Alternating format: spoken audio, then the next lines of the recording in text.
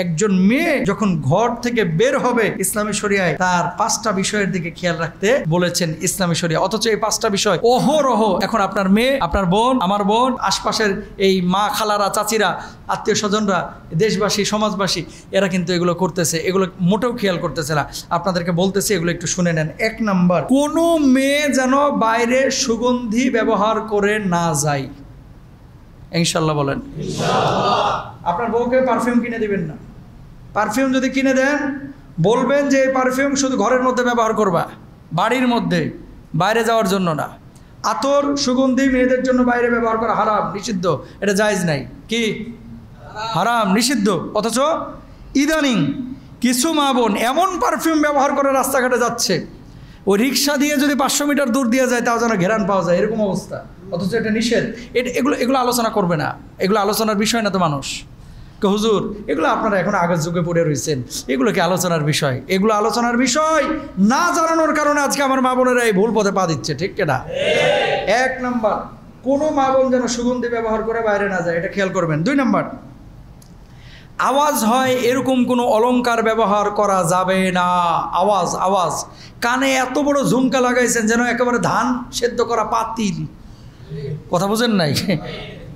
ধান সেদ্ধ করা পাতিল ছোট হয় না বড় হয়? বড় হয়। 2 কানে যেন 2টা পাতিল লাগায় রাখছে, আবার মাঝে ঝুনঝুনি মারছে, পায়ে এমন ঝুমকা লাগাইছে, ওই যে হাতির পায়ে যেগুলো লাগায় আর কি, এত মোটার ঝনঝন ঝনঝন করে আওয়াজ হচ্ছে। এই ধরনের কোনো আচরণ যেন না হয়। ইনশাল্লাহ বলেন। আপনারা যদি না বানায় দেন, মাল যদি না দেন, তাহলে কিন্তু বানাইতে পারে না। কিছু জামাইও আছে, আরে বিয়ে করছি, এত সুন্দরী একটা বউ, মানুষে না দেখলে কেমনে হয়, এটা দেখুক না, এরকম কিছু লোক আছে না? 5 ওয়াক্ত নামাজ পড়ে না, কিন্তু 20 ওয়াক্ত প্রতিদিন 20 বার বউয়ের ছবি ফেসবুকে আপলোডও করে। আছে না নাই? যেন হের বউ একাই আছে আর পৃথিবীর কারো বউটাও নাই।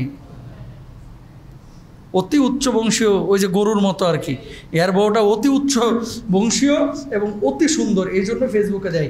যারা কাপুরুষ তারা ফেসবুকে বউয়ের ছবি দেয়, সুপুরুষ কখনো দেয় না। মানে তিতা বলে ফেললাম আর কি, কথাটা তিতা লাগবে, কিন্তু বাস্তবতা এটাই। ফেসবুকে বউয়ের ছবি দেন কেন? আপনি জানেন আপনার এই বউকে নিয়ে অনেকে উল্টাপাল্টা কথা বলে, যে দোস্তরে আরে বাবারে সালমান যে একটা।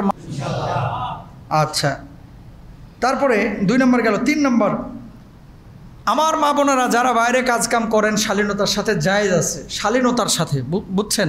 আলাদা তার যদি গার্মেন্টস, আমার অনেক বোনেরা চাকরি করতেছেন, করতে পারেন, সমস্যা নাই, শালীনতার সাথে সেপারেট আপনারা কাজ করবেন। কিন্তু কিছু মহিলা আছে তার বাইরে কোনো কাজই নাই, এর নেশাই হচ্ছে মার্কেটে ঘোরা। আছে না এরকম?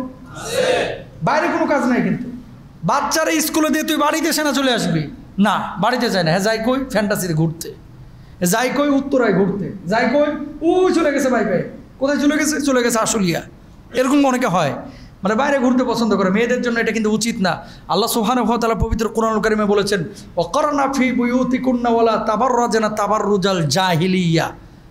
আগে ঘর সামলাও, নিজেদেরকে জাহিলি যুগের মতো এইভাবে প্রকাশ্যে ছেড়ে দিও না।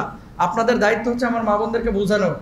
মা বোনেরা হচ্ছে ঝিনুকে লুকানো মুক্তার মতো, তারা অনেক দামি ভাই, তাদের পায়ের নিচে আল্লাহর জান্নাত। সুবহানাল্লাহ কোন। সুতরাং প্রয়োজন সাপেক্ষে তারা বাইরে বের হবে। তার মানে এই না যে ভবঘুরে.com-এর মতো খালি ঘুরে বেড়াবে। এটা নারীদের কাজ না, পুরুষের কাজ। পুরুষ বাইরে সামলাবে ইনশাল্লাহ।